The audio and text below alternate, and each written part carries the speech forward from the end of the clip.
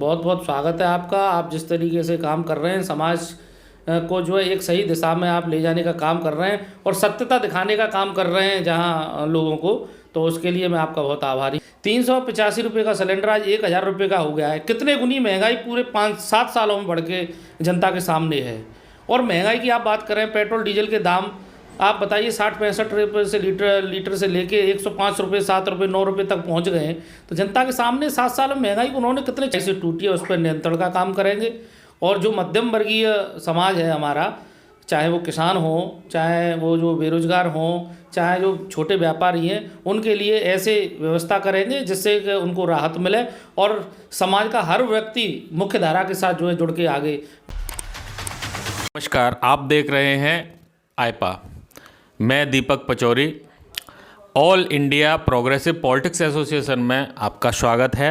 हम इस समय मौजूद हैं जनपद हाथरस की सादाबाद विधानसभा में, जहां कांग्रेस के विधि प्रकोष्ठ के प्रदेश सचिव जितेंद्र कुमार गौतम जी, इनसे चर्चा करेंगे हम विधानसभा चुनाव 2022 की। गौतम जी, आपका स्वागत है। जी, आपका बहुत बहुत धन्यवाद। गौतम जी, इस समय विधानसभा चुनाव 2022 की सरगर्मियां तेजी से हैं जी, तो क्या इस बार का चुनाव जी धर्म और जाति के आधार पर होगा या नहीं, इस बार विकास का के मुद्दे रहेंगे? इस बार का चुनाव जो है धर्म और जाति के से हटकर विकास के मुद्दों पर होगा। और इस बार का चुनाव जो है बेरोजगारी को लेकर होगा, इस बार का चुनाव किसानों को लेकर होगा, इस बार का चुनाव छात्रों को लेकर होगा और इस बार का चुनाव जो हमारे नोटबंदी में जो हमारे हालत ख़राब हुए हैं, देश के जीएसटी से हमारे देश के जो हालत ख़राब हुए हैं, महंगाई से इस देश के जो हालत ख़राब हुए हैं, उनको लेके इस बार का चुनाव जो है होगा और जनता उसके लिए बिल्कुल तैयार बैठी हुई है। धर्म और जाति से बिल्कुल परे जनता जो है वोट करेगी। जैसे पूर्व में कांग्रेस के ऊपर टिप्पणियां उठाई जाती थी कि कांग्रेस के टाइम पे महंगाई ज़्यादा रही या अन्यंत्र और बातें होती थी, इसके बारे में आपका क्या कहना है कि आगे भी कांग्रेस इस पर कंट्रोल कर पाएगी या नहीं? कांग्रेस ने हमेशा महंगाई पर कंट्रोल किया है और ये तो बीजेपी का एक चुनावी मुद्दा था जो बीजेपी महंगाई को लेके आई थी उस समय, लेकिन पब्लिक ने वो चीज़ देखी कि बीजेपी के कथनियों करनी में कितना बड़ा अंतर है। बीजेपी ने कांग्रेस पर एक लांछन लगाया था कि महंगाई हो रही है, लेकिन आप देखिए 385 रुपये का सिलेंडर आज 1000 रुपये का हो गया है। कितने गुनी महंगाई पूरे 5-7 सालों में बढ़ के जनता के सामने है। और महंगाई की आप बात करें, पेट्रोल डीजल के दाम आप बताइए 60-65 रुपये से लीटर से लेके 105 रुपये, 7 रुपये, 9 रुपये तक पहुंच गए हैं। तो जनता के सामने 7 साल में महंगाई को उन्होंने कितने चरम पे पहुंचा दिया है। आप लाइसेंसों की बात कीजिए, ड्राइविंग लाइसेंस में जहाँ 60 रुपये जमा हुआ करते थे उसके जो है टैक्स के जो लाइसेंस बनवाने के लिए, आज वो 1200 रुपये है। आप देखिए ये शस्त्र लाइसेंस के नवीनीकरण की स्थिति देख लीजिए, आप वहाँ जहाँ 100 रुपये जमा हुआ करते थे वहाँ 2000 रुपये है। प्लेटफॉर्म टिकट रेलवे की आप देख लीजिए, 3 रुपये की टिकट आज 50 रुपये की है। महंगाई को कितने गुना बढ़ा दिया है, ये जनता देख रही है इस चीज़ को। वो आपके अनुसार महंगाई बढ़ी है?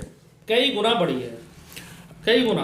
आगे अगर कांग्रेस की सरकार बनती है या कांग्रेस सत्ता में आती है तो क्या करेंगे आप? क्या महंगाई सबसे पहले आम आदमी की जो कमर महंगाई से टूटी है उस पर नियंत्रण का काम करेंगे।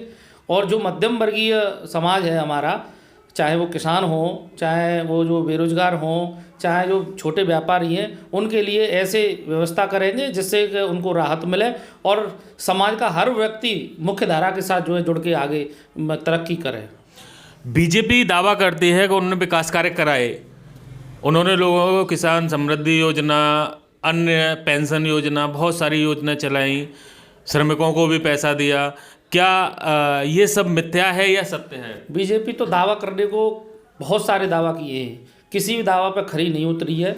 और जो आपने जो बताया किसान समृद्धि योजना वाली बात, आप देख लीजिए 2000 रुपये आप चलो मान के चलते हैं कि आपने छोटे किसानों को दे भी दिए 2000 रुपये पर छमाही के हिसाब से, और आपने जैसे 4 महीने के हिसाब से 6000 रुपये आपने दे भी दिए, तो उस 6000 के बदले आपने कितना लिया है किसानों से? जहां आपने 45-50 किलो वाला जो यूरिया और डीएपी का कट्टा है वो 5 किलो उसमें कम कर दिया और उसे 3 गुना महंगा कर दिया।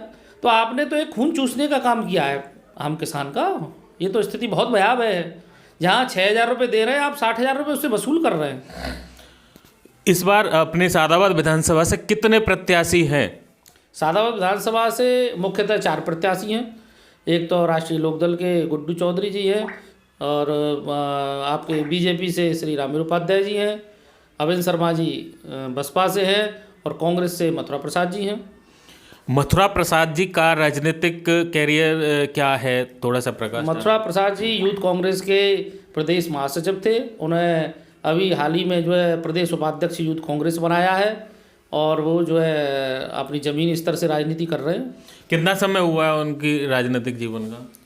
उनका समय तो काफ़ी लंबा है, मेरे अंदाज से कम 5 से 6-7 साल होंगे। अभी युवा हैं, लेकिन सादाबाद में अभी वो नए हैं, 1.5-2 साल से सादाबाद में काम कर रहे हैं। आपके हिसाब से कांग्रेस पार्टी जो है युवाओं को आगे बढ़ाना चाहती है? हाँ, बिल्कुल बढ़ाना चाहती है। आइपा की इस पहल के बारे में आपका क्या कहना है? बहुत बहुत स्वागत है आपका। आप जिस तरीके से काम कर रहे हैं, समाज को जो है एक सही दिशा में आप ले जाने का काम कर रहे हैं, और सत्यता दिखाने का काम कर रहे हैं जहां लोगों को, तो उसके लिए मैं आपका बहुत आभारी हूं। मैं दीपक पचौरी, हाथरस से all India progressive politics association के साथ, नमस्कार।